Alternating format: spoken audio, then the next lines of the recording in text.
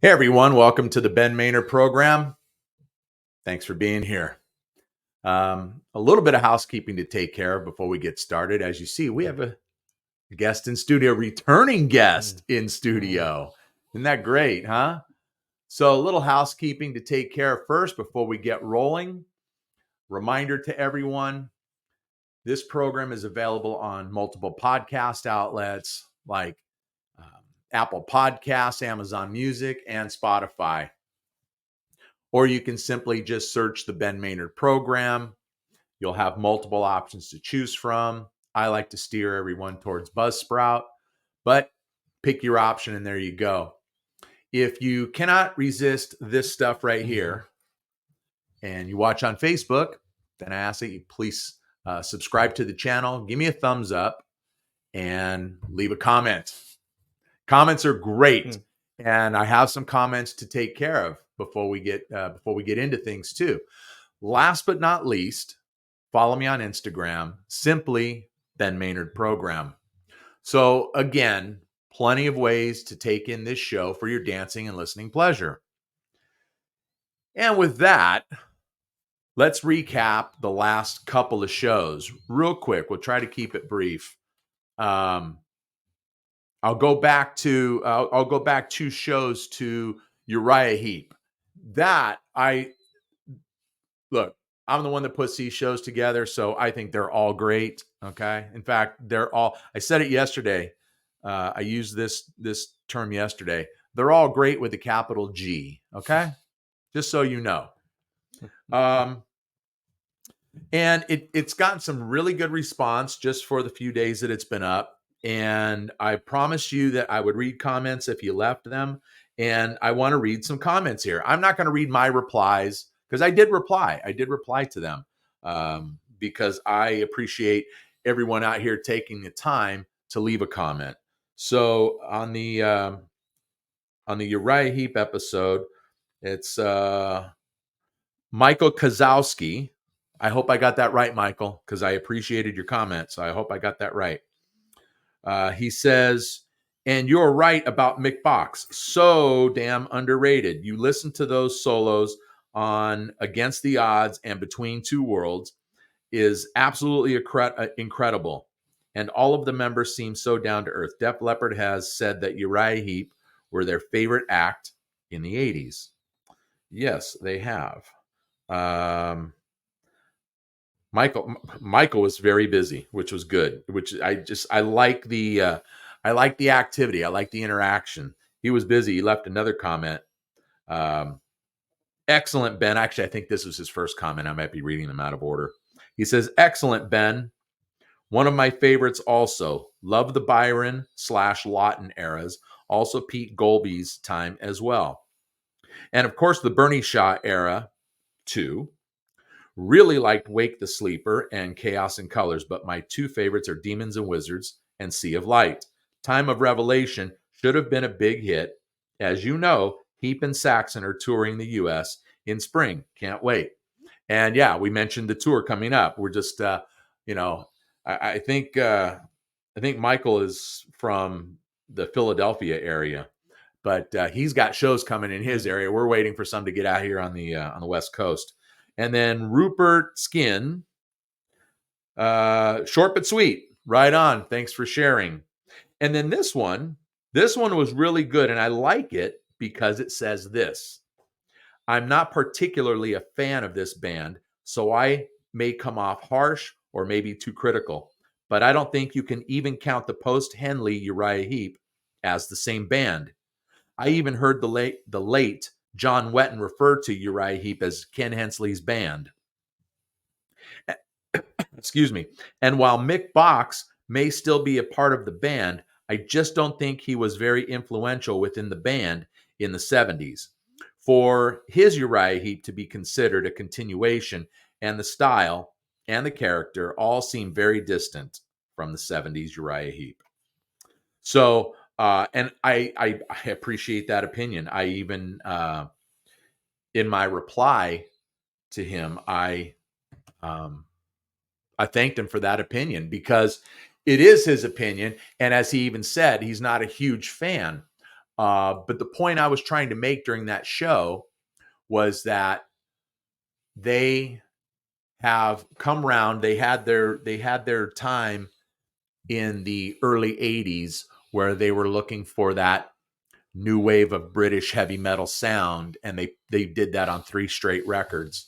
But when the lineup that includes Bernie Shaw, Phil Lanzon, and Mick Box, which has been a nucleus, Trevor Bolder and Lee Kerslake were part of that at the time. But then, of course, we talked about their situations in the last episode, so I won't rehash. But that nucleus of Bernie, Phil, and Mick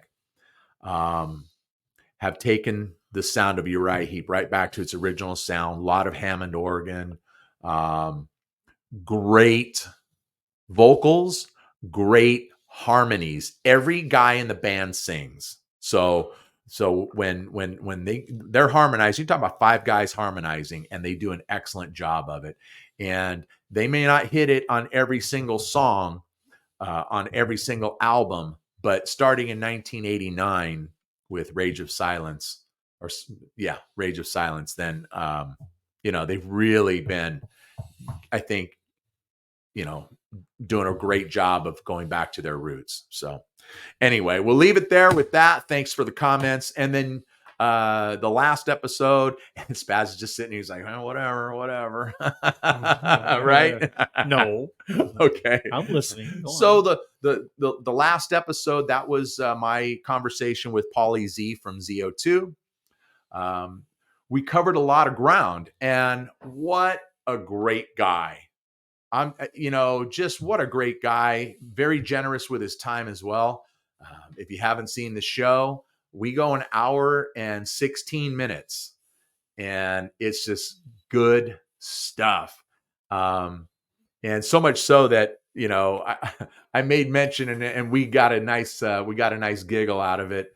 That all of my show prep went for naught, because other than promoting ZO2's new album, we didn't talk about anything that I had notes on. And I even sent Paulie notes on subjects I wanted to cover. And he was, yeah, okay, great. Sounds good. We covered none of it. But I think that's what was so great about our conversation yesterday. It was just a kick in the pants. He was so much fun. And, he'll be back on. He's got some stuff coming up in the spring, and so we'll have him back on, and we'll talk about that. So anyway, let me ask you, since I was talking about Uriah Heep. We've known each other forever. By the way, my buddy Spaz right here. You all know that, okay? You all know that. What do they do now?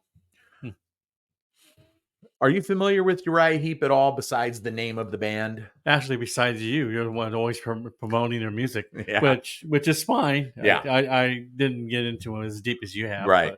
I didn't think so. It was okay though. I mean, their music is good. But I wanted to include you in the conversation. It's okay. I don't mind listening. Yeah. All right. We've got some things coming up tonight on the show, and the last time you were here, we talked about some stuff. We talked about, it was mostly our love of music, our love of Journey. And the one thing we touched on was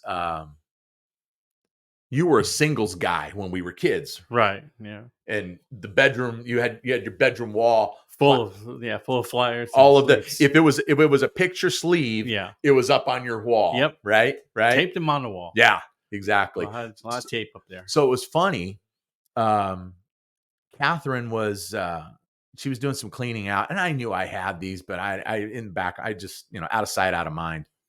And she comes up with this stack of 45s.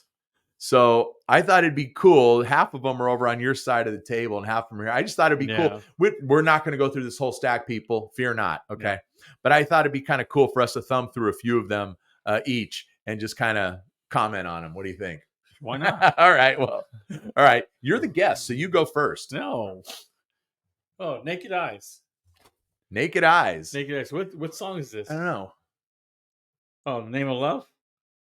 I don't know if I've heard that song. I don't know. I have never heard the song before, but they were a pretty darn good group back in the 80s. Right. I think they did Promises. Promises, was that Naked Eyes? Promises. That was Yeah. that was their second top 40 hit. The first one was Always Something There to Remind Me. Ah, that's right. That's right. Yeah. Those two songs I only know. Two. The rest of the songs I don't know. But You know what? I don't even know where that single came from. Okay. And then this one here, Bang Your Head, Quiet Riot. Oh, what a great song. That is such a cool song. Bang Your Head, Wake the Dead. Yeah, that's right. That's a cool song. What is this? Barbara Streisand? Barbara Streisand. What song? Barbara Streisand. All right. See? And that would be Left in the Dark. I've never heard the song, but I know who Barbara Streisand Yeah, I is. probably don't even know that song either. And look, I like some of Bab's stuff. I really do. I'm going to tell you right now, her Guilty album from, I think it was 1980 or 1981, Barry Gibb and the rest of the Bee Gees wrote all of that stuff, and they sang on almost all of it as well. And it's really good stuff. So, thumbs up to Babs on that. And then my next one is Philip Bailey, Easy Lover. Yeah. That's the duo, the Phil and Phil. Yeah. Phil Collins, for you youngsters out there who are not aware of it. Phil Collins from Genesis and Phil Bailey from Earth, Wind, and Fire. Yeah, it was a very good song. Yeah. I liked it. And I got the Honey Drippers, Sea of Love. Sea of Love. All right. I don't remember this song, but I'm pretty sure after when we're done with this show, you'll tell me. Do you remember Honey Drippers? No. Robert Plant, Jimmy Page. That's right. Oh gosh, I'm trying to remember without looking at the sleeve. I'm trying to remember. Forget it. Anyway, we'll get into it later. I'll cheat and I'll look at it after the show. Billy Ocean, There'll Be Sad Songs. Yeah, good stuff. Let's go through maybe. Whoops, nothing like knocking the microphones all over the place, huh? But yeah, we'll go through a couple each, and then we'll get on with things. This is kind of fun. Hey, Loverboy, I know this song. Oh, loving every minute of it. Nice. What a great song. Great album. Right? Really, Yeah, it really is. It was good. Yeah, really good album on that one. Good album. And we didn't see them on that tour. We didn't. I don't even remember them playing the area for that album. But information was really kind of. It wasn't as easy to find out stuff about your bands other than what do we used to have to do if you didn't hear it on the radio? We had to buy the Sunday paper and look in the calendar section. Yeah. So always popular. Mm-hmm. All right, next one. Do They Know It's Christmas? Band-Aid.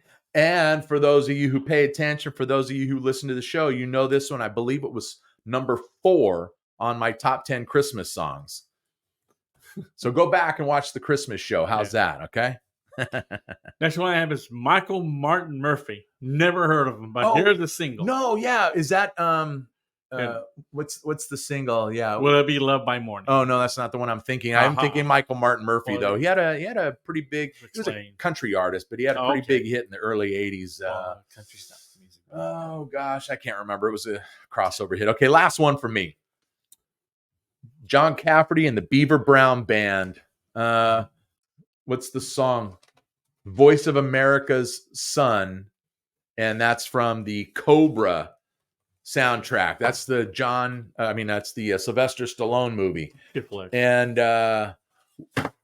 we know John Cafferty and the Beaver Brown Band because we saw them in concert. We saw them open for Foreigner. They were really good on the Agent Provocateur tour, right? They were really good. Yeah, I'm gonna stick these over here. You want to hand those to me? Yeah, I got one more. Oh, you got one more. I got one more. Oh, he snuck one out. Yeah. Oh, Never Surrender by Corey Hart. That's a good song. That is a good song. I like Sunglasses Tonight, but I like this song too. That is a good song off his debut album. Yeah, really good song. Yeah. Really good song. Well, that was fun. I'm glad you brought those out because it had nothing to do with what we were talking about. But you're right. At least you're right. It has nothing to do with why we're here. To do with what we're here for. but at least you guys had a little fun out of that. That's what you should. It meant you go back to the 80s. You try to remember what back when these songs came out. Exactly. So before we get into why we're here, and I'm going to do this real quick for those on YouTube. I'm going to hit this, and you know why we're here. We're gonna get into our Journey top 20 songs. Okay, Spaz put his list together. I've got my list, just like we did the studio albums. And but I want to get into something else before we get started. We didn't cover it last time you were on the show, so I thought, why not? Look, this is a story. This is a storytelling show. This is about people's stories. It's story driven. Yeah, and we've been friends for, what did we say, 45 years or so, something like that. I don't know. Forever. Forever, yes. But was it a year? So it was a year? No, a year and a half ago. Yeah, a year and a half ago, a little over a year and a half ago, right? Yeah. You had a stroke. Yeah, I did. You had a stroke that almost took you out. Almost. But you're just so stubborn that there's no way it was gonna take more than that, right? Yeah, the old ball and chain said I had to go to the hospital, so I went. And sure enough, I guess I had a stroke and didn't even realize I had it. Mm-hmm. But I sat in the hospital room for 7 hours, and didn't have any idea what was really going on. Right.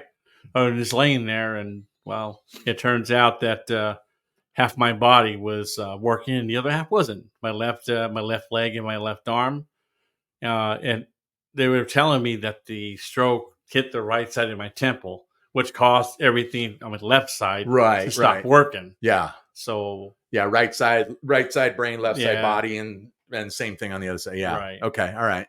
So what was what was the thing that set it off? That Nancy, no, you got to go. Something's wrong, and you got to go. What were the symptoms? I was walking kind of funny. Okay. I was walking, instead of walking straight, I was walking towards like a left side. Gotcha. And just walking. Okay. And she noticed it, and I didn't notice it. Okay. Sometimes when there's things wrong with us, we don't realize it. It takes somebody else to recognize it for us. Yeah. Thank God she did. So yeah. So what would the doctors say as far as maybe the cause of it, or did they give you a cause for it? Yeah, basically it's high cholesterol, high blood pressure, all the bad things, all the stuff that you're doing to your body. Okay. What you put into your body makes a big difference, especially now, me being 59 years old. Yep. Putting things into your body. God, you're old. I'm older than dirt. I can say that because he's older than me by a year and about 2 months. Yeah. He's a young man. Yeah. So, but we talked when, after it had happened. I remember, I don't remember if it was, I don't remember. I know I didn't hear it from you because you're like that. I think I heard it. I don't remember who I heard it from. Might have been Hav, or it might have been Nancy. No, I think it was Hav. And then I got in touch with Nancy right away, and she told me about it. Yeah. But we talked a short while after that, because I remember coming to the house to see you, and you were talking about really the thing that's kind of, besides the high cholesterol and the high blood pressure, whatever, all that stuff, the thing that really set it off was a tremendous amount of stress that you were under, right? Yeah. Yeah. It's just a pure, the stress I was going through wasn't even so much working or financials or anything like that. It was just I guess the drive that I had to go to work. It took me, hour and a half to get to, and 3 hours back. Right. And a lot of that just took its toll, I think. And being in that Southern California traffic 5 days a week, and you're in it because of your work hours, you're right smack in the middle of it, coming and going. Yeah. And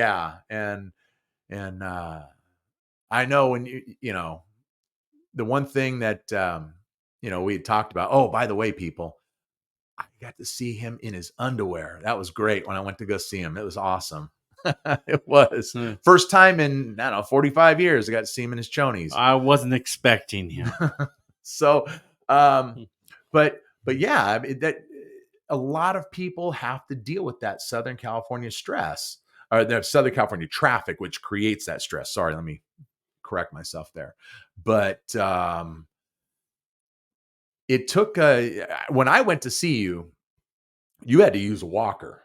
Yeah. Yeah, you had to use a walker at that point, and then you kind of you were going through your rehab and your physical therapy to get you back. And um, I think and probably not the first, but one of the the the signs that you were on your way back. And I'm going to start it, and I'm going to let you finish it. Oh no. I'm sitting on the couch watching television with Tess and Catherine, and I get a text. From you, and it says, "Hey, I'm at the Honda Center, and I'm here to see Casey and the Sunshine Band and B-52s. Yeah. You want to come? I got an extra ticket." I waited till I got there to tell you. Yeah, I'm shocked that you even came. I go, wow, he came all the way out here. I mean, that's awesome. That was just a great time. that was a good night. Overall was a really good. That was a good night, but that was for me, and I was like, "Are you kidding me?" Because this was about 4 months, close to 5 months after. It was in November. Yeah, right. It was from July to November. Mm-hmm. So it was like, okay, no, hey, Spaz is at a show. He wants me to go. He's got a ticket for me. I'm going because he's now out. He's out on his own and starting to do his thing. So I thought, yeah, I got to do this. Let's go. I mean, come on. That's what we used to do. That's what we've done for years is go to shows together. Back in the day. So, yeah, I mean, from the time we were kids. Yeah. And so I thought, no, this is it. Catherine and Tess are like, no, you got to go. So that was it, man. I say, all right, give me 45 minutes. I'll be there. And that was a great time. I think you got there in 30. Might have. He was driving 75 miles an hour all the way from Chino Hills. So yeah, but that was a good time. And Casey and the Sunshine Band, they above anything, really, they impressed me the most. Yeah, they're really good. Because I think we counted, and I mean, I think there were 13 people on the stage, counting, I think, 2 dancers or 3 dancers or something like that. So maybe about 10, probably would be 9 musicians, because Casey wasn't, well, no, he played the keyboards, but we're not going to count that. But yeah, he had 9 to 10 musicians on that stage. So everything was real and it was live. There's no playing to tracks or anything like that. It was good stuff. It was a very young band too. Young kids out there playing. Yeah, there was some young people in that band. And Casey was, I think at that time, he was 69, 70 years old or something. He still is. It's only been a couple of years. Yeah, and I think he's doing something this year too. No, he's on tour. Yeah, but that was a good time. So all right, so let's finish this up here. All right, and that was a great sign to see you making progress to that point. We took a picture. We put, I don't know if we put it on Facebook or not, but we took a picture of that night, and that was just a good time. But then it was about 2 more months. Yeah, and you got yourself to a point where you could go back to work and you could drive by yourself, and you could make that drive on your own and be comfortable doing it. Right. Yeah. I'm not driving so far anymore. I got a new job. Nope. Yeah. But a new job, an old job. Yeah. Back in the old days, moving back to Yorba Linda and having to drive all the way to Valencia to work. Yeah. So it was a big difference. Yeah. You cut your drive time down and, to almost nothing. Yeah, almost. But you had to do that for your health. Yeah, I mean, you really had to. Yeah, I didn't want to quit the job because I really liked the job in Valencia. But a lot of good people out there, but I just could not continue that drive, for my health. Yeah, there's just no way. So I had no choice. I mean, but to resign and find another position. Yeah, because the next time you would, you probably would be dead. Maybe. Yeah. So, and then this is the best part here, folks. Well, okay, getting back to work, that's actually really cool. But let's get to the happy thing about this. So that's about a year ago when you got back to work again, and everything's going really well. I mean, actually, more 6 or 7 months. I started working in January of last year. Yeah. So it's been a full year. Right. So now, because for years and years, you played softball. Yeah. 20 years. You Yeah. were playing softball in the same league, same team, everything Yeah. else. And of course, that came to a halt. But wasn't it about 5 or 6 weeks ago you felt like it was time to get back out on the field? Yeah, it was time. It's about, actually, it was for like 4 or 5 months. Been Something that like that. long? Yeah. Well, you've been hiding things from me? No, I played 12 games, so 2 seasons. I mean, one Oh, season and a half. he's hiding from I'm me. He's not hiding things hiding from me. anything. I'm not He's keeping hiding it from me. Jeez anything. Louise. So here's the cool part. I saw your post on Mhm. Facebook this morning, and because you obviously had a game last Yeah, night, I had a game last night. and you said you had to give this big old dissertation about the long road back, so on and so on. And after all this time, you finally hit a foul ball. Yeah. Expound on that. I'm Come on. averaging strikeouts, 2 a game and walking once, and I finally got a chance to hit a foul ball. It was just an amazing thing, and everybody was just like elated to actually hit the damn ball. Yeah. Well, that's It awesome. was interesting. I mean, it was just something that all people out there realize that because you have a stroke doesn't mean you're dead. You got to go out there, work out, and work on yourself, and get yourself back into shape. And I'm not there yet, but I'm sitting here talking to you. Right. But the thing is that, you're working your way back, and it just goes to show what hard work does and how it pays off. And that, not to give up on anything. Yeah. And that, look, a foul ball doesn't count for anything, but it's one step closer to putting that ball in play too. And it's taken a long time. Yeah. What's been the hardest part about coming back to softball besides hitting a ball in fair play? Being able to see the ball and timing. Okay, it's everything. The ball's 16 feet in the air, and you're trying to hit it. Yeah, and for some people it's very simple. For me, it was having problems seeing. Okay. And then swinging, at the last second, and not being able to catch where the ball actually. Okay, so you're having a problem with depth. Yeah, a little bit. Okay. Yeah. Okay. Much. So, look, you had to relearn to walk. Okay. Yeah, I had to relearn. So you have to go from there to now. You're able to get back out on the field. You're able to be active again.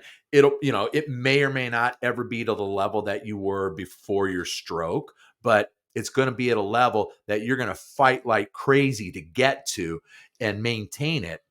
And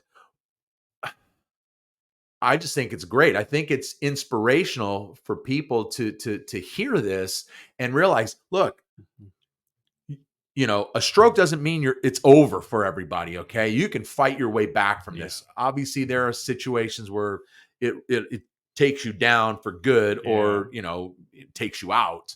But in this situation where, like I said, you had to, God, come on, professional broadcaster, keep the microphone on the table. But, to take you from a point where you had to learn how to walk again, and now you're back out on the softball field. You can get out there and enjoy it again too. Are you able to get out and play catch and throw the ball? Oh, a little bit? Okay, so that's no problem. So that's pretty good. Well, I play catcher, so it's easy to throw the ball back to the pitcher. Okay, yeah. But I mean, to get out there and just throw the ball around, you're okay with that. Okay, absolutely. All right. But and swinging the bat itself is okay too. It's just the timing. Okay, so timing. Yeah, I'm swinging and missing, but I'm getting closer every time. Okay. And hopefully at some point I can help my team win games instead of give them free outs. Mr. Streckel King 3 outs every time you're going out. Yeah. And then how is because you did mention that you're getting your share of walks in. Are you running the bases yourself, or are they? No! And once I get on base, I let the Leon kids handle the running. Okay. So you just have because I'm not ready to run yet because I still have a problem with my legs. Okay. Are you in a good spot now to where you can get your heart rate up? I'm hoping. I'm working towards. Have the doctors said, hey, you can go out and you can really, you can go out and exercise and all that kind of thing. You can get your heart rate up. That's what they're telling me. Yeah. Oh, okay. So it's all up to me. But the problem that I have is the medication that I take makes me very, very tired. Now, I'm tired when I wake up. I'm tired when I go to sleep. Yeah. And I don't get enough sleep as it is. I get 4 or 5 hours a day.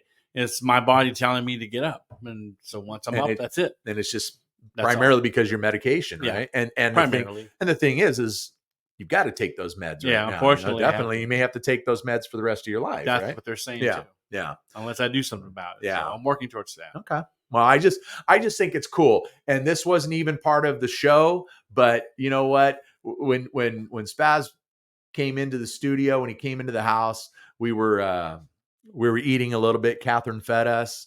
And so we just started talking. I said, hey, let's just talk about this because it's interesting for people. It can be inspirational for Okay. people. And that's what, I hope it is. yeah. I mean, it's just a lesson learned. The stress in life is it's not even worth it. And then Yeah. having to deal with your diets and making sure you Yeah. stay in shape. I mean, right now I'm 59 years old and I can't afford not to look at my health anymore. I'm looking at my Yeah. habits, my bad habits, and clearing them and making them good habits. And I don't drink anymore, which is another good thing. It's been a year and a half since I've picked up alcohol, and I don't plan on doing it ever again Right. because it doesn't work with my alcohol. It's not going to help It you doesn't out. work with my medication. Right. It doesn't work that way. So Yeah. I'm going to have to. I had to give it up, which I really like beer. I I really like Yes, beer. I know. I had to give it up. I know. But it is what it is. Yeah. Well, I think it's just so cool. And, that you're back out on the softball field, Spaz is back. Yeah. I can say that. Look, there's a very, very small circle of people who get to call him that. Okay. Yeah, very small. And I'm one of the privileged. Yeah. But Appreciate that. so yeah, I just think it's really cool. And I look forward to when you get that first hit. Me man. too. But look, hey, we can go out there and play some catch. Well, it's nighttime now, but look, we can throw the ball around, and I can throw some underhand toss to you, and work on that a little bit. Yeah. So yeah, we'll get it down. Well, Yeah. that's great. It's great. It's great to hear that. Yeah. Well, thanks for bringing that up. Yeah, of course. All right, people. So listen, this is why we're here tonight. We are here because we each have a list of our top 20 Journey songs. Okay. I'm going to say this. Look, this list is not going to be the top 20. Well, at least my list. The criteria wasn't the top 20 Journey greatest hits. Okay. The top 20, it's your top 20 songs that you like, your favorites. And I know when I put my list together, I thought, all right, how do I want to approach this? If somebody asked me about Journey, okay, and they wanted a list of Journey songs, I wanted to give them a great representation. But by the same token, I'm looking at my list and I'm going, these are like my favorite songs. If I'm going to make a playlist of just my favorite songs, this is it. Yeah. And yeah, it wasn't fun doing this, was it? Well, it wasn't for me. I don't know. Well, I'm going to say this. I hate my list because there's so many songs I had to leave out. Yeah, absolutely. I hate it. We were talking about this earlier in the week. I called Spaz and I said, okay, so you got your top 20 done? And he says, yeah, it's done, but I said, that's okay because I haven't even gotten my songs together yet to even pick 20. Yeah. So I know for me, this was absolutely a brutal task. I had to stop. I had to stop at 47 songs. Okay. There's actually a lot more. Yeah, but I had to stop at 46. It's like, wait a minute. I keep writing these songs down, but hold on a second. Yeah. So yeah, it wasn't fun putting it together. In fact, look, being very transparent, I was still working on my list when you showed up to the house, right? Yeah. I got a chance to finish my burrito before you came downstairs. Yes, you did. So anyway, okay, so that's the criteria. Your top 20 favorites. I'll ask you our favorites. Well, yeah, of course. I mean, when you do your comments, for the show, let's see your favorites. Let's see how easy it was for you to do it. There you go. I like to see that because this was not easy. Well, on the last talking about that and encouraging the listeners Yeah. and I'd like to viewers see your list. to put together their list. We did have one viewer on YouTube. He gave his list. We saw his list. Yeah. And that was great. It was great that he included that stuff. I mean, it was good he took the time to do it. I mean, but so what the rules was, like I said, 20, but we know that there are okay, let me stop here first. Live tracks are included, so it doesn't have to just be a studio track. If you like a song but you like the live version better or whatever, boom, put it on your list. Then also there's a couple of tunes, Feeling That Way and Anytime, when those two songs were played on the radio, they were played back to back. So we can include that as one song, okay, on this list. And then also Lovin' Touchin' Squeezin' and City of Angels off of Evolution. Those two songs were always played back to back for years on the radio. So that can be included as one track as well. So I think I got it covered. Do I? Yeah, pretty much. Okay. I think so. All right. Well, listen, as always, look, the guest goes first. Okay. Cheater.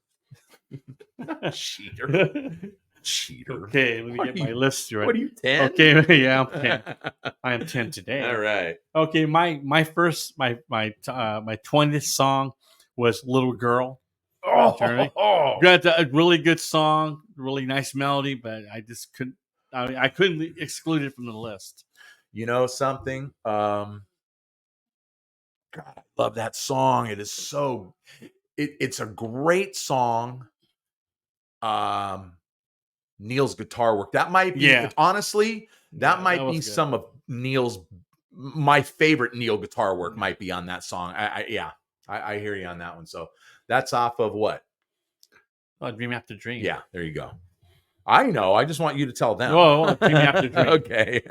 If I would have known we were adding that to the list, I would have added my list. Okay. I'd add that with the albums. We covered all that, but that's right. That's right. Okay, so Little Girl is number 20 for you, right? Yep. Okay. My number 20. I cheated. Okay. I'm sorry. I cheated. See, I told you cheated. I've got cheater. Lay It Down off of Escape and Hopelessly in Love. Party's Over off of Captured. Yeah. Sorry, I cheated. Look, it's my show. Okay. So I can cheat. Listen, I told you this was painstakingly brutal. It truly was. I hate my list. I hate it. Well, I just told you I hate it. Yeah, I absolutely hate it. But anyway, so that's my 20. Lay It Down. Yeah, tied for the 20th spot. Lay It Down off of Escape and Hopelessly in Love. So you had two songs for number 20, basically. Yeah, of course. Cheater. I did. But here, I'm already mad at myself because those songs are at number 20. So anyway, I don't know how they're at 20. Well, I got more songs than that, but I'm not going to list them right now. All right. All right. Well, number 19 is Lights. Now, that was hard to put down a number 19 because there's so many good songs. But like I said, Lights is a great song. Unfortunately, it got to 19. Okay. Yeah, no, Lights is a great song. And so you took the studio version off that one, right? Yes, I did. Okay, off of Infinity. Mm-hmm. Okay. And for me, number 19 is The Time off of Red 13. I love that song. That whole entire EP. We talked about it the last time. That was, I think that was in my top 5, or I know it was in my top 10. It was a top 5, I think. Yeah, I can't recall exactly, but it was up there. And that is just such a great song. Gosh, it's so great. Just some mean, nasty rocking guitar from Neil. It's a heavy song. Steve, Jerry just sings his ass off on that EP. Yeah. So yeah, The Time. There you go. Oh, okay. Well, my number 18th song is Line of Fire from the Departure album. That was such a great song. Yeah. Such a loud song. And most of my list is going to pretty much indicate that. But yeah, that's a great song. It is. It is a great song. And Yeah, it's just brutal. I hate this. I hate this already. I want to stop. I want to stop the show. The show. It's terrible. Okay, so number 18 for me is Rubicon off of Frontiers. Oh, that's a good song. Yeah. You know, I think, well, I haven't seen Spaz's list. I told him, don't show me. I don't want to see your notes. I don't want to see anything. So so of course I'm not sharing mine. But I think I'm going to piss a lot of people off. Why? I just do. I just think I'm going to piss a lot of Journey people. I'm going to piss them off because, you know, I didn't make anyone mad with the studio albums ranking, but judging by your comments, well, no, you did not. No, judging by like the whole 4 comments we got, and one of them was mine. Yeah, and one of them was your daughter. Oh yeah, sorry, I forgot about that. So, yeah, one of them was Tony. So, but. And just because they don't comment doesn't mean I won't make them mad. Oh, but I have a feeling I'm going to make some people mad. Well, I would hope you comment and be pissed off and tell us that our lists suck. Well, that would be great. We know they do. That would be great. We just told you they suck. Like we said, like Yeah. you told everybody, hey, yeah, put your list down here too. Your list. Yeah, let's see you do it. It wasn't easy for me. It wasn't easy for those. Yeah. So yeah, Rubicon off of Frontiers, which, you know, that was my number 1 album. Yeah. And I said I like every song off of that. And when I put this list together, I could have probably taken, you know, 2 albums in the catalog and just boom and give you my 20 if I wanted to. That song didn't make. I'll just tell you right now, didn't make my list. But I liked the song. You mean even the songs I have listed here didn't make the list? Trust me. That's another damn song I missed. I know ours are going to be very, very different. I just know. Okay. All right. So anyways, number 17, it's Separate Ways, of course. Okay. One off your album, off the Frontiers album. Yeah. Really good song. And you know, they've used it for so many years as a show opener too. It's opened the set. And, oh, that's right. And it is. I mean, it's a great song. Yeah. Great song. So what, 17? That was number 17, okay. Sir. Yep. 17. So you've got Separate Ways. All right. And where am I? Oh, yeah. Number 17 for me is Live and Breathe off of Arrival. Oh, man. That's another good song. I love that song. And look, it's a great song. Steve sings wonderfully on the entire album. That's Steve Algeri, right? Steve Algeri. Yeah, I know. We got 2 Steves to talk about. But Steve Algeri, he just sings his butt off on that record. And it's a great song. And I love it's kind of a pre-chorus. It's a tip of the hat to a Journey song. And there in the sky spins a wheel, giving me the feeling that my dream came true today. Sorry, I sang. I apologize for that. You guys can say something about that. Leave a comment saying, "Boy, leave it to the professionals. Don't ever do that again. Don't do that again." But yeah, it's a fabulous song. And Neil has some just great guitar, especially at the back end of the song. So good stuff. And what I love about Journey, they've always been a great harmonizing band, no matter who has been in the lineup. Yeah. So for me, Journey is like for me, it's moody. What kind of mood I'm in? I want to hear something rocking. I want to hear something ballady. I mean, that's the way. That's why I like the group so much, because they have different songs for different moods. For me, most definitely. I mean, it was just that's why I like the band so much. Yeah, there were so many songs that put you in a good mood, and some are somber, but they were good songs. Some songs you want to listen to after a girl breaks your heart. Girl can't help it, because it'll keep your heart broken. It'll keep squishing it and everything else. But look, when you're talking about a band that has a catalog of Journey, it's hard to just whittle it down to 20 songs. Yeah. Well, I dare any of you guys to do it. Yeah. Okay. Yeah. So that was 17 for us, right? No, that was 16. Well, we're at 16. Yeah, okay. All right. Number 16 is Only the Young. And I like this song because, the movie, Right. Yeah. Vision Quest. Vision Quest. Yeah. Great movie, but Yeah. the song at the beginning while he's running, it's a pretty good song for that that instant. And I know but I'll share with the listeners in case they don't know. Only the Young and Ask the Lonely were originally on the Frontiers album. They were recorded during that session, and they were on side 2 of Frontiers. But at the last minute, I don't remember if it was management, it might have been Herbie. They pulled those 2 songs to put on movie soundtracks. Ask the Lonely went on to a movie soundtrack later on in 83. That was Two of a Kind with Olivia Newton-John and John Travolta. And then, of course, then in 84, Only the Young went on to Vision Quest. And the 2 songs that replaced those 2 were Troubled Child and Back Talk. 2 good songs. So you pulled two great songs and replace them with 2 great songs. So it wasn't like they were replaced them with filler, because those are tremendous songs. And but anyway, so Only the Young is number 16 for you? Yes. Okay. Get these things back on. Number 16 for me, Homemade Love off of Departure. I love that song. Oh, it's so great. And Steve Perry's vocals in that are so awesome. And I love the line in the sing again, right? Homemade love, hot jelly roll love. Are you kidding me? Come on. That is so cool. It's just such it's got a great groove to it. Steve is singing his ass off. And I'm probably going to use that term a lot this episode, people. He already has. Sorry. But he just does a tremendous job on that song.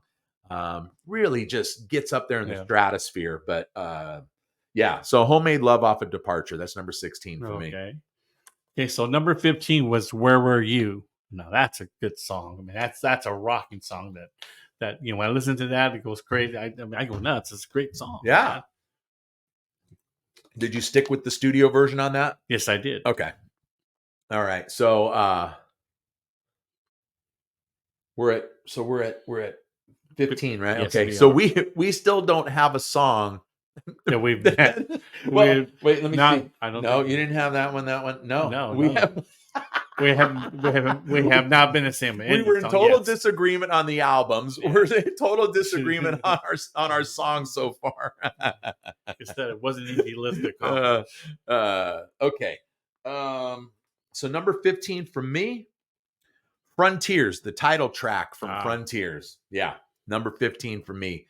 And it's just such a cool song. It is. It really is a cool song. I like the there's the multi-layered vocals towards the end of the song. Between Steve Perry and the band, they're all kind of going back and forth, and it's trading off. It's hard to describe, but it's so cool. And the song, so just really, really good stuff. And what a great title track. What a great song. And I was surprised when Journey did release Frontiers that all the songs they released were off of side 1. Chain Reaction wasn't a top 40 single, but they released it to rock radio. So it was a rock radio single, but not in the top 40. Great song. But I was just so surprised that not one song off of side 2 was really, yes. And we're talking side 1 and side 2, youngsters. That's because we have albums, and we bought albums. We bought these things on album. Yeah, we're vinyls. 12-inch vinyl way back when. Of course, we've evolved to CDs now, but so I was just shocked at that. But a great song. I love Frontiers. It's just such a good song. It was a good album. All right, so you were at number 14. Yeah, number 14 is Faithfully. Coincidentally, right off the one of my first ballads. I liked it. The song was really awesome. I danced with my daughter at her wedding with that song. Yeah. So it was just a cool song. Yeah, well, I'm going to tell her that you put it at 14 because it wasn't important enough for you to Oh think about the dance boy! and all. Oh, So, give me the violin. and then now you're going to get the business from her. So, yeah. Oh well. I guess we'll have to get over that. All right. So I think this is where we both end up with the same song, but certainly in different spots on our list. Oh, okay. Where were you Oh, from okay. Departure? That was close. Yeah. Where were you from Departure? I got Yeah. 2 spots higher than you, but yeah, that is just look. I'm not a musician, so it's hard for me to sometimes describe this stuff to you folks. It's not easy at all.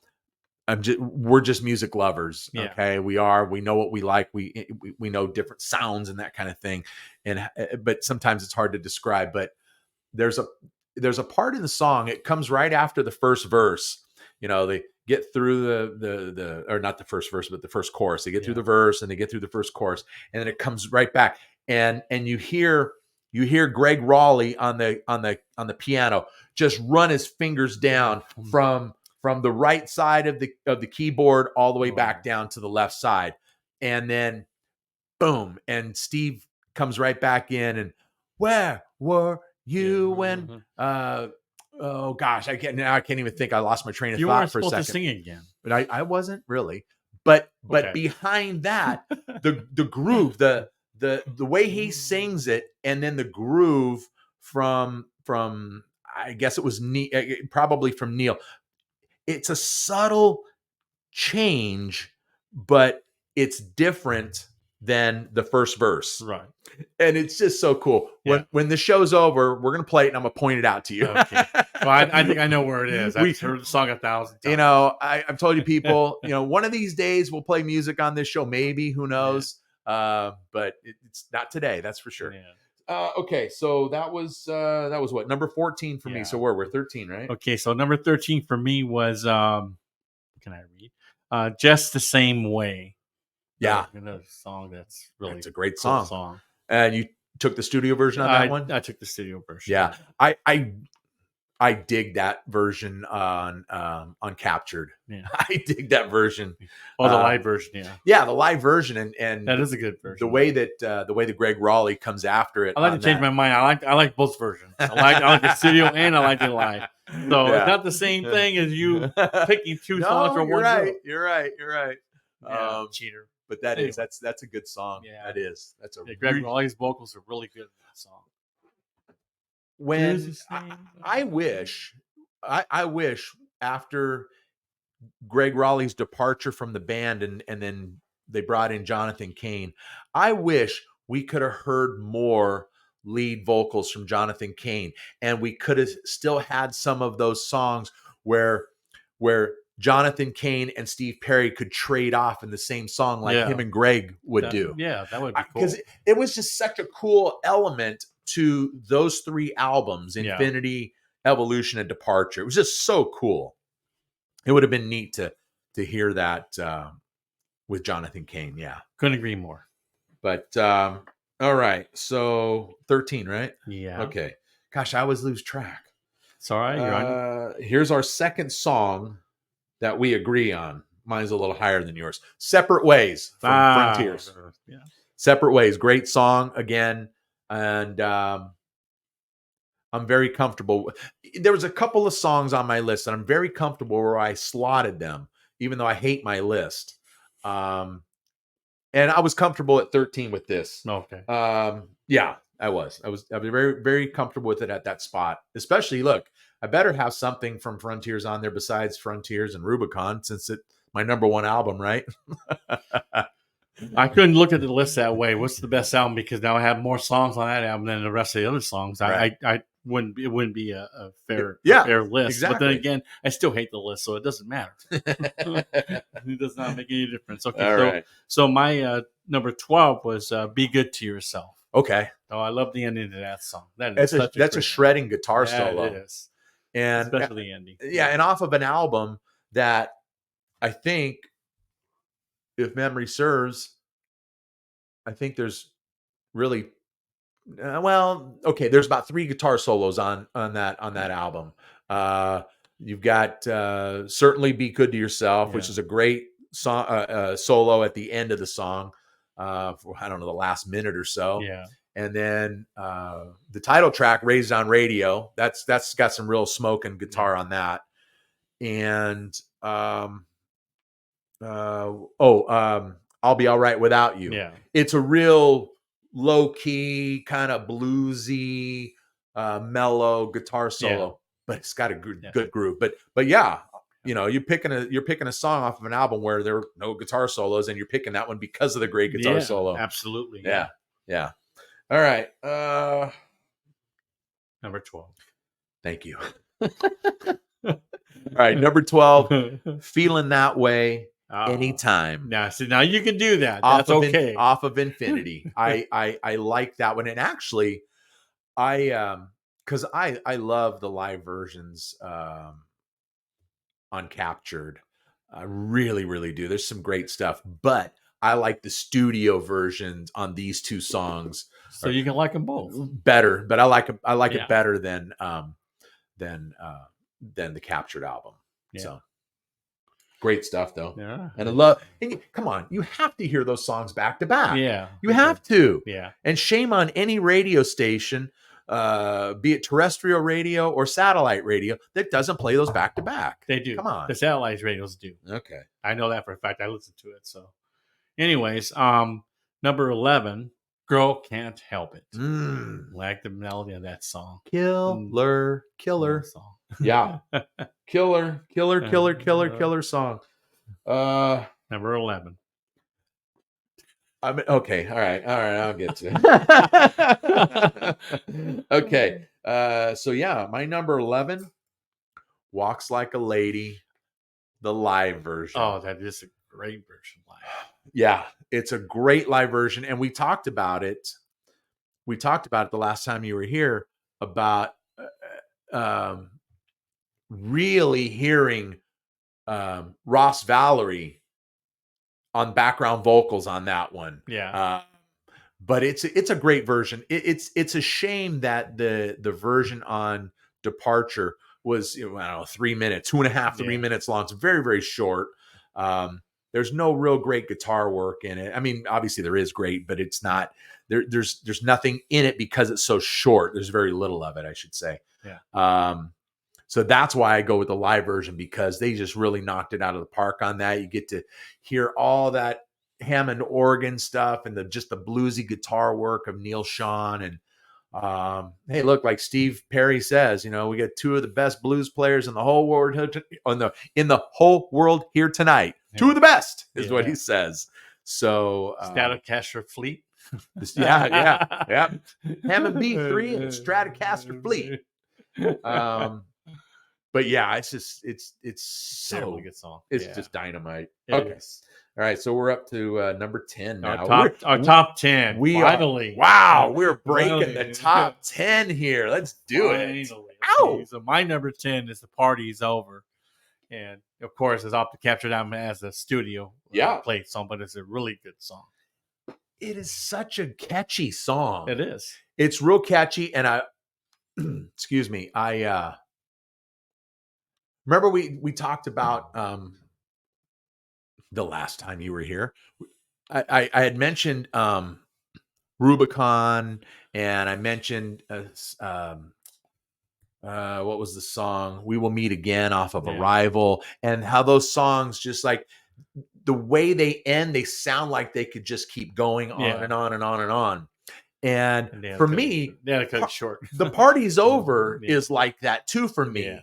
It I know something about it. I could just hear it go on and on and on. And I just dig that song. And it never, it wasn't a big radio hit. I think it got to about 37, 38 on the top 40.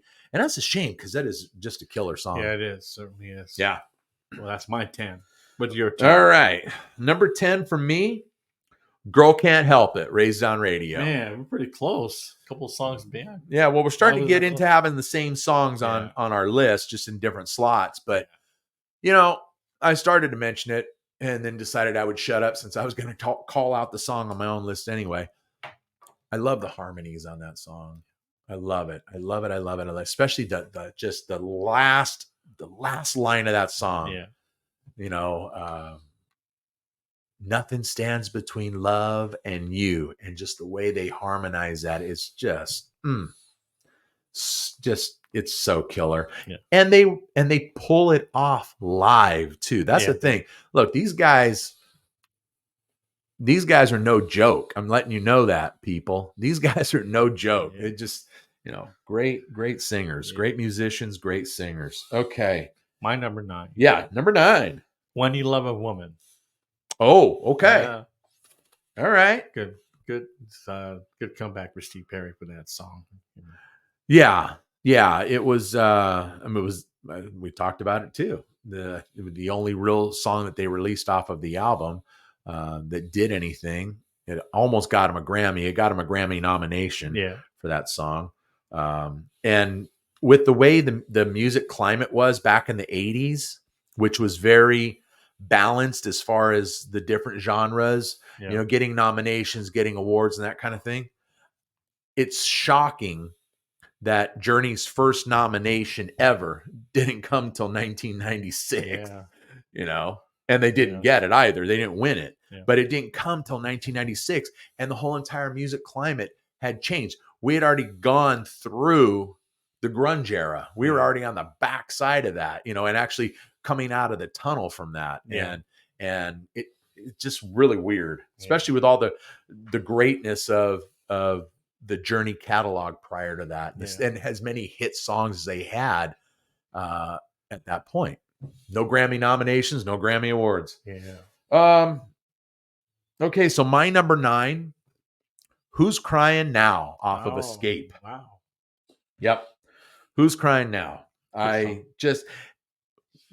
You talked about the guitar solo in Be Good to Yourself. That's why that one had to be on your list.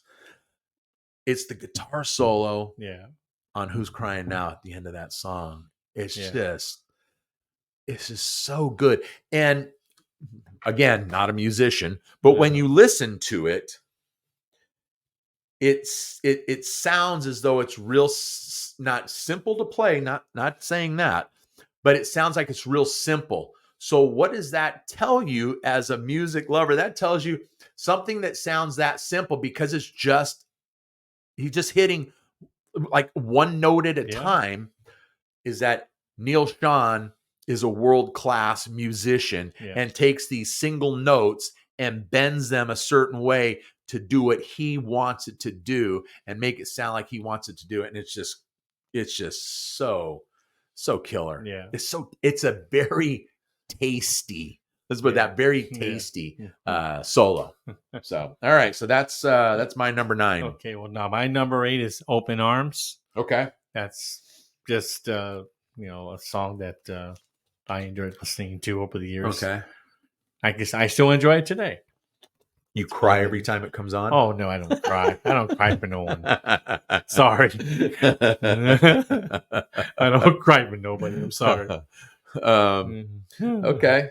All right. And see, how many songs off of, to this point, how many songs are off of your favorite album? To this point, from 20 to number 8? None. That was your first. That wasn't your first Escape song, was it? Yeah.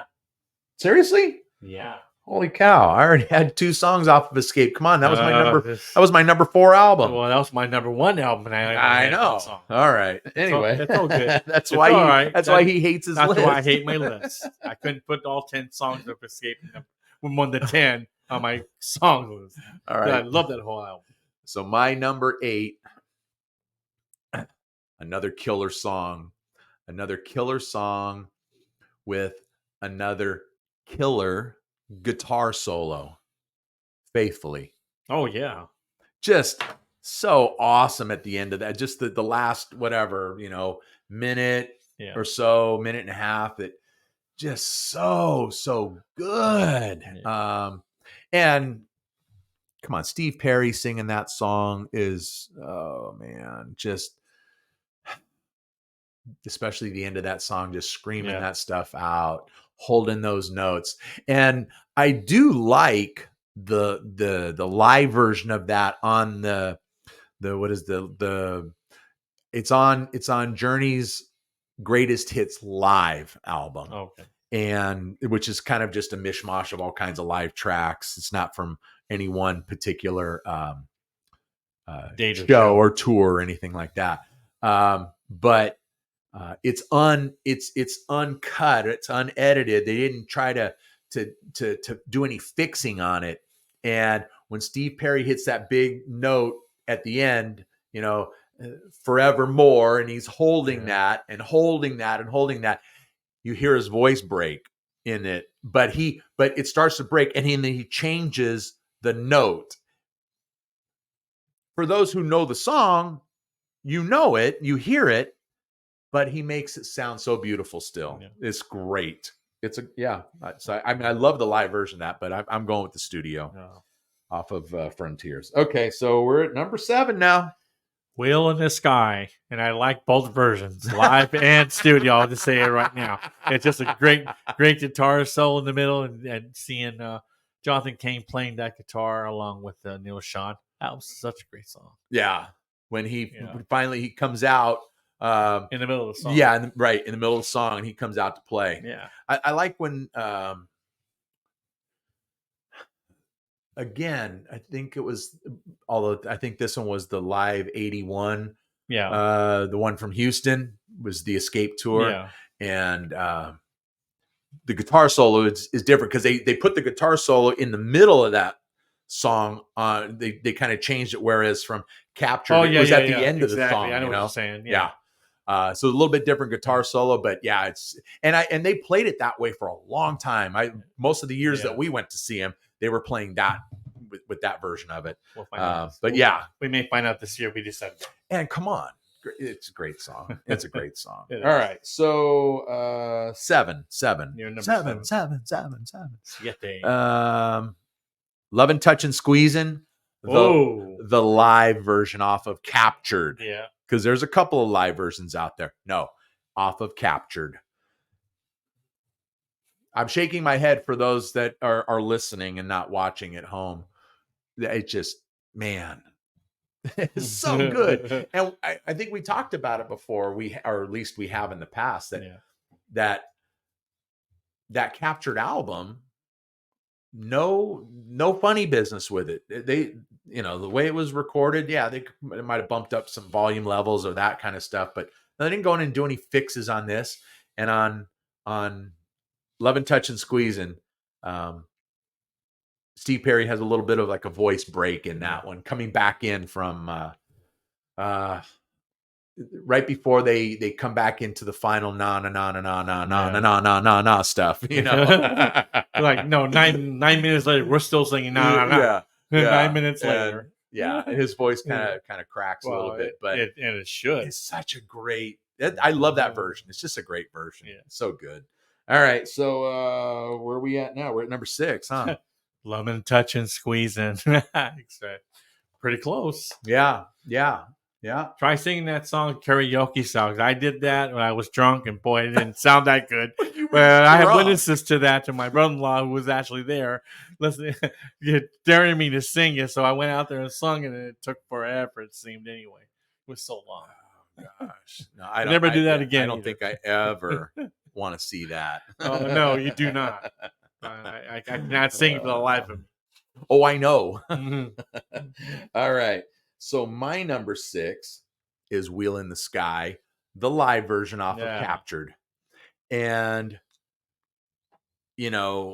my favorite part of that song is right in the middle when Steve lets that scream out. And, in the studio version, it's all one long continuous, it's not really a scream, but, it's a good version. We know what we're talking. We know what you all know what I'm talking about. Yeah. But on the Captured album, he's, whoa. And he stops and he picks it up again, and it still sounds great. Still sounds great. But you're talking about, you can do anything studio because you can take as much time. And, most of the time when you're recording, you do 1 song a day, maybe 2 songs a day, and you're done. Well, when you're out on the road, you're singing, 20 songs a night. And it's okay to break that note in half. It's okay. It certainly is. Yeah, but it's just great. And Yeah. the guitar work on it at the end, the solo and stuff, just so good. Yeah, I said it again, so good. I've been told a time or three that Okay. I say that way too much. Yeah, you do. But oh well. We'll let that one go. Okay, so my number 5. Yeah, number 5. Feeling That Way. Anytime. All right. Remember the day we were at your was it your dad's house? Yeah. It? We were rocking to that song, Captured, and that's the song that I picked. You picked the live version. The live version. Yeah, that's what it reminded me of. Yeah. So every time I hear that song, it reminds me of you and your brother. Yeah, you and I and Chuck, we were clowning around, playing air guitar, air drums, everything else, and we were little kids, wiggling around on the floor all over the place. That was a couple years ago. Yeah. And then my dad opens the door and Buster's doing it. What are you guys doing? Nothing. Pretty embarrassing. Yeah. But there's some screaming guitar on the end of that with on the end of Any Time on that version. Really good stuff. Those 2 songs are really good. And but only one song. That's right. It only counts as one on this list. So we're good. What's your number 5? My number 5 is going to surprise a lot of people. If my list to this point hasn't surprised a bunch of people, this one will. Mine have. My number 5 is Red 13, State of Grace. Yeah, I'm a little surprised about off of Red 13. Dude, top 5, huh? Top 5. Wow. Top 5, man. From the moment I first heard that, I put it in, push play, and let it go. I was like, oh my gosh, this is so cool. This is so good. You've got that musical build up with Red 13 at the beginning, the first 2 minutes, and it's a little progressive sounding. It's a little atmospheric sounding. And then the song just kicks right in, and it's just some killer guitar. And I love the rhythm of the song. Yeah. And Steve Augeri is I make no bones about this, and I have said this time and time again, not every episode, but almost. My listeners know how much I dig Steve Augeri. Yeah, he was good. I dig him so much, and I love his work in the band. Love his work. And actually, one song just came to mind right now that is not on my list, and it wasn't even in my 47, and I could just kick myself for it. I'm so mad right now. And I'll wait till we're done. But yeah, that Red 13, State of Grace. And it's fun. The end of the song, the band is coming together. State of Grace. And then you hear it. They actually it's like they flipped the album over or dropped the needle and spun it backwards because it says State of Grace in reverse. Oh, so that's different. Yeah. So it took me a few times to listen to it to catch it, but they do it a couple, 3 times, and it's just kind of neat. It's just a great song. Great song. So, and it was like, Journey touching on their sound pre Steve Perry. They were touching on that little fusion, jazz fusion, we'll say, a little progressiveness. And so I just really, really dig it. Yeah. Anyway. All right. So that one's my number 5, dude. Well, my number 4 is Arnold Pineda's number 1 for me is Never Walk Away. Wow. Love that song. Wow. The beat and the guitar work in that is an awesome song. Okay. I like it. Well, we are what? That was your number 4, right? That was my number 4. So that means we're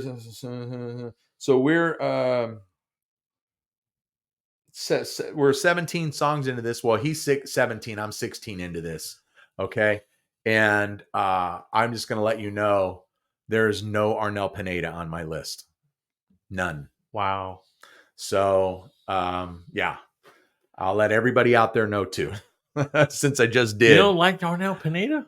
We talked about it. Okay. We talked. Okay. It's okay to be different. I mean, yeah. But we talked about, look, there's nothing about the last 3 albums from Journey post Steve Jerry that have done anything for me. They don't capture my attention.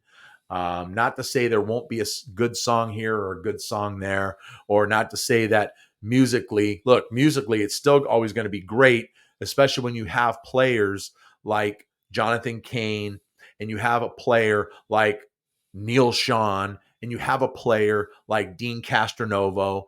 And for most of that time, you have a killer player like Ross Valerie. And Ross Valerie, I mentioned before, he's so underrated as a bass player. And a singer too. He's great, not great lead singer. He's great for what he does. And but there's never been anything in those songs that just is like, oh yes, this is it. This is it. No, because I don't hear the same Journey soul in his voice. I mentioned it before. Steve Perry has just a tremendous soul in his voice besides those notes that he hits. Steve Jerry has the same thing. And I even think, to Steve Jerry's admission, not as otherworldly like Steve Perry, but Steve Jerry has that soul in his voice. And so he could pull all that stuff off. But when I hear Annelle sing, I only hear notes. Wow. So that's why. Okay. All right. So my number 4, Stone in Love, off of Escape. Man. And we're talking about guitar work, guitar solos too. And it's such a great rocker. Yeah. And you hear the band harmonize so well all the way, like the last minute and a half, 2 minutes of the song, all the way out, Stone in Love. And again, we get to have Jonathan Cain come out from behind the keyboards, midway through the song. Yeah. And we get to hear double guitar work on that one. And it's it's just, that is just a great song. Good, like I said, good harmony vocals. It's a killer song. And that's why it's number 4. Yeah, it was a huge disappointment for me because I have it off my list. And I wanted to put it on my list. I couldn't put it on. There was nowhere to put it. Oh, okay. That's why I hate my list. Okay. All right. Anyways, number 3, Don't Stop Believing. All right. And it's not my number 1 song, but that's just a great song. All right. I mean, it's the number 1 song in the world being played on the radio, and yeah, they're right. It's a great song. Right, not yet. We're not done. Okay, good. Yeah, and look, we talked about it before too. It's a great song. I mean, come on, it's one of, if still not the number 1 streamed song in the world. I'm not sure if it still is, but it certainly was for a long time. It was for a long time. Yeah. But what's weird is kind of, that was not an encore song for the band until the Steve Jerry years. Oh, that wasn't an encore song for those however many years until that point there. Something else on my screen. Let me get rid of this here. I know you can't see it at home, but I see it here. Boom. Okay. Cover me up. Done. That's a problem. Yeah, I know. I don't want to cover. I don't want to cover you up. Are you kidding me? No. I mean, come on, man. Yeah, not this pretty face. That's right. That's right. We only have pretty people on the show. Oh my goodness. All right. So that was your number 3, right? Yes, Don't Stop Believing. Okay. Yes, my number 3. Again, people are going to hate me for it, but oh well, it's my list. Put your own. Higher Place from Arrival. Great song. Another song I could put on my list. It's a great song. And the last time you were here, when we were ranking our albums, and I think Arrival was my number 3 album. It might have been. I don't recall exactly. I think it was. And I said that there was so much great material off of this album, and I could have put a bunch of it on this list too. Yeah. But also I said that Higher Place was one of those songs that I could just hear it over and over again. It's just that good. It's really good. It's that good. And makes you tap your feet. For it to be the one song, because it's the first song off of Arrival, and the first song you hear on the brand new Journey with the new guy, Steve Jerry, and to have that song lead it off, to me, it sent a message. Yeah. Hey, man. Hey, people. It gets your attention. We're back and we mean business. Yeah. So, good stuff. Yep. All right. So number 2. Who's crying now? Oh, okay.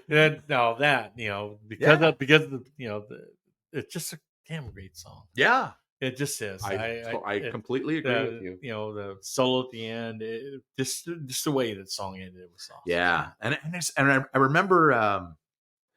I just remembered it because the album came out in the summer of '81 before we started our junior years in high school, and it just was, man. It came out. It was on the radio all the time. I just remember hearing it, and I was just, man, this is such a cool song. Just so Well, good, it's just a man. really super good So album. good. It just was just super Of course, good. yeah.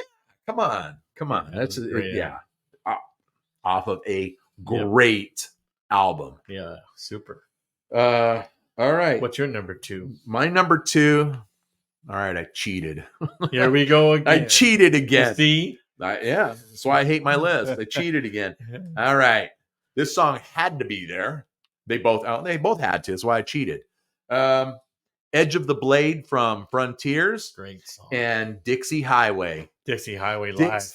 That's a great song. And on Captured album. It's great song. It's the only version of that song. Yeah. There is no studio version of that song. Yeah, absolutely. And there is no other recording of that song anywhere.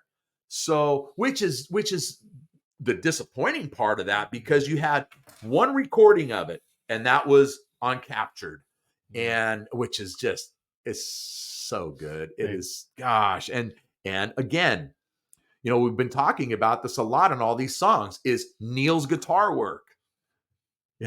Just, man, it's fantastic. I wish we were musicians, because maybe we could break it down even more or better. A musician, I'm not. But yeah, Dixie Highway is just so, from the first time I ever heard it, I was like, wow, this is a really cool song. And then you find out, wait, no, this is a brand new song. It's not, what album is it on? Nope, it's not on any album. And you would think that writing it on that tour, it could have made the Escape album. Now, I don't know if it was something they even considered, and maybe it just didn't fit. Although, there's some good rockers on Escape. So I think it could have fit, but I don't even know if it was a consideration. I don't know. Because but it'd been nice to have it explained. Well, we probably would have to go back to talk to Neil about it. Hey Neil, you want to come on the show? Because you were around. I don't know. Maybe we could get Jonathan Cain on the show. He was around back then. Were there discussions on having Dixie Highway on Escape? Steve Perry, you're welcome to come on this show anytime, and maybe you can let us know if Dixie Highway was a consideration. So listen. All you guys are welcome on this show anytime.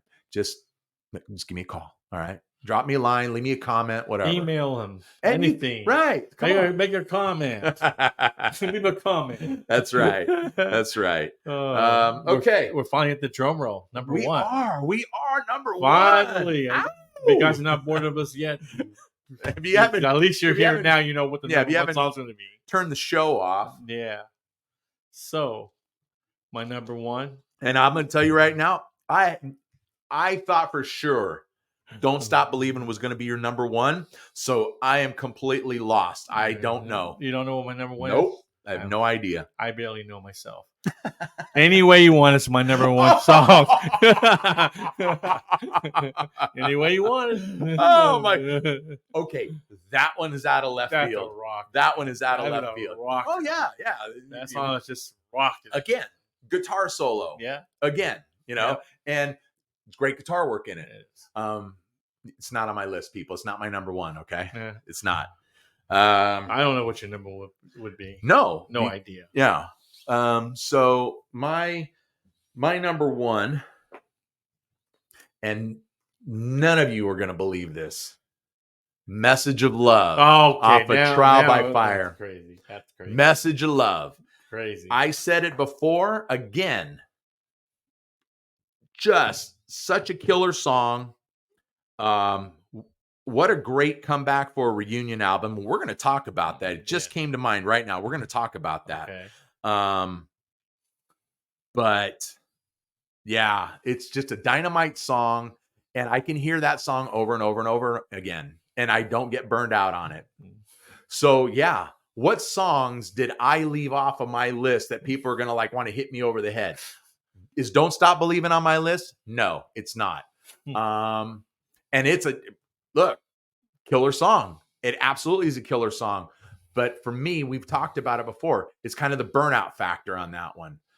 So I did I penalize that song for the burnout factor? Yeah, I'll just admit it. I did. I penalized the song for that. But I don't have Any Way You Want It on my list. There's a lot of stuff on your list. I'm glad. I'm happy. I'm happy that our lists were so different. Not one the same. Well, we didn't have any in the same position. That's for sure. Not in the same position. But so yeah, so Message of Love off of Trial by Fire. It's just an absolutely killer song, and love it. That is a good song. I'm not sure it's number one on my list. Okay, but when we ever did a list again, when we hit stop on this, we're gonna listen to it. I think there's a couple things we were gonna listen to. So. Wow. Yeah. But getting back to Trial by Fire and the quote unquote reunion, I don't know if we talked about this, so you'll have to remind me if we did and make me stop. But I think when they did that, what was it? The documentary. What was the VH1 series? I can't remember. Behind the Music. That's Behind the Music. I was about ready to say that. Yeah. When they did that documentary and they said, "Oh yeah,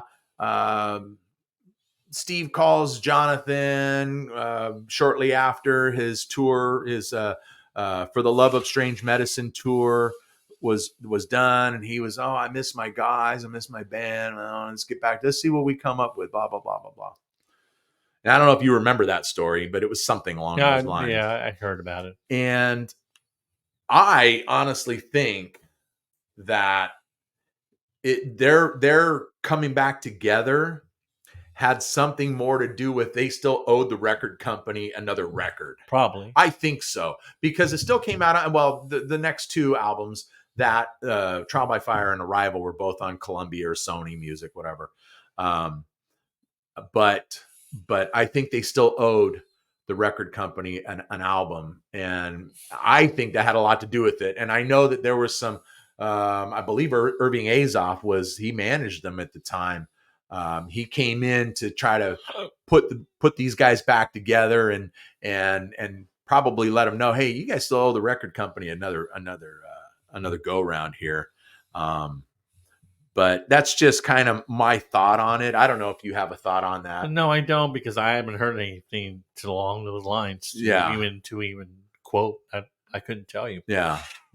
Okay. I don't know. Anyway, hey, why don't you go down your 20 again really quick, and then I'll do the same, and then we'll let everybody go home. You want me to just give you the full 20s? No, okay. Just go down. Just go right down your list. My number 20 was Little Girl. My number 19 was Lights. My number 18 was Line of Fire. My number 17 was Separate Ways. My number 16 was Only the Young. My number 15 is Where Were You? Number 14 was Faithfully. Number 13 was Just the Same Way. Number 12 was Be Good to Yourself. Number 11 was Girl Can't Help It. Number 10 was Party's Over. Number 9 is When You Love a Woman. Number 8 was Open Arms. Number 7 was Wheel in the Sky. Number 6 was Lovin', Touchin', Squeezin'. Number 5 was Feeling That Way / Anytime. Number 4 was Never Walk Away.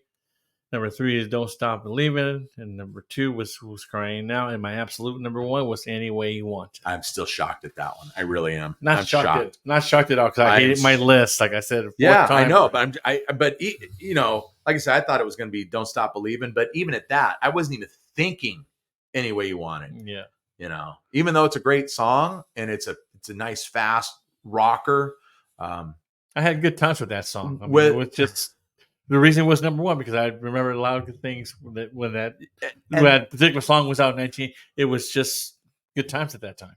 But that's what music does for us. Yeah. We hear something, it takes us right back to where we were the first time, the second time, third time we heard it, or whatever. It takes us right back to that time. That's true. and most of the time it's a good time. So that's positive there. Yeah. I was just surprised only because I didn't even think about that song for my list because, again, like Don't Stop Believing, for me, there's the burnout factor. And so it suffered that for me. But that's true. A lot of these songs, though, were burnout factors. So, well, no, I got a lot of deep cuts on mine. No.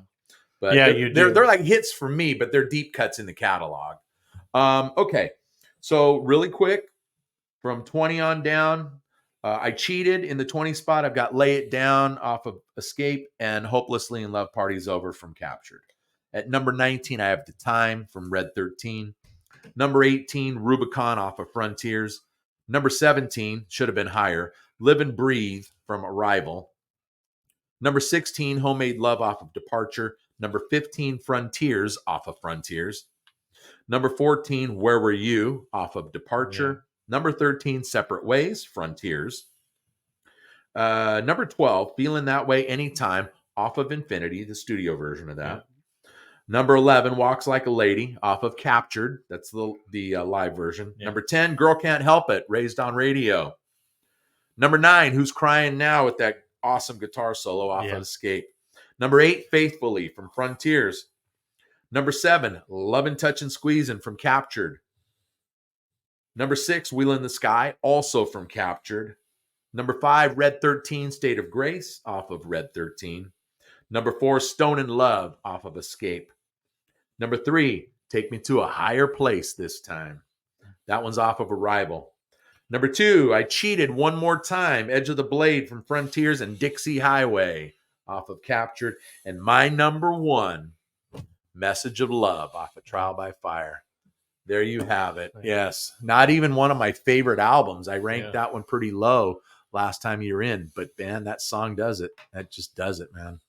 So, So let's let everybody go home. How's that? And then we'll crank up some music. What do you say? Sounds good to me. All right. Listen. Now we're moved. Now we're in a mood. Now we're talking. Yeah.